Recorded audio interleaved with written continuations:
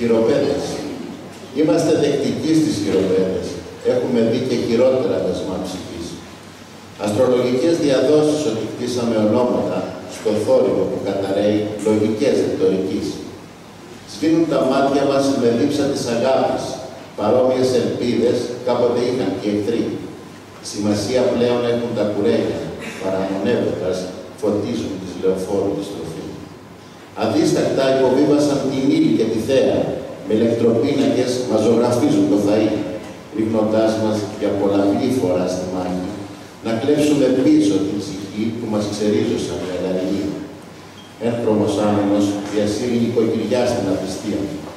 Εγκαταλείπει ορφανό και ασπρόμαυρο το φόντο, μικρόσωμο το πλήθος, λουφάζει τώρα στη μουροσικιά, δαχτυλοδεικτούμενες πατημασιές, δέσμιες στο πρώτο. Ανέμελος ανταποκριθής, ο χρόνος αρδενίζει, αποξενώνοντας ζεστές φιλίες σε περασμένες εποχές, πως τα ψηλά καπαναλιά, ο κύκλωμας μελωδικά σφυρίζει, σε νοσηρές σκονισμένων ανθρώπων, χαμένες λειτουργίες. Παράλογα κυκλοφορούν αιτήματα εξουσίας, αδύναμη βάση του φεγγαριού το βάθρο υποχωρεί, εθέρια στηρίγματα κρατούν κεράτη προδοσία, στο γάβνωστο αιώνα του λέμε αγκαζίδια επικρατούν. Μια κορμιά, δάκρυα, φιλιά και λίγη γκρίνια.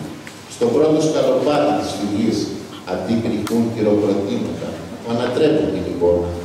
Ο έρωτας αξέχαστος, μα και τα παιδικά μας χρόνια, τώρα που λιώνει το αίμα στη χειροπέδα της ψυχής στη φυλακή.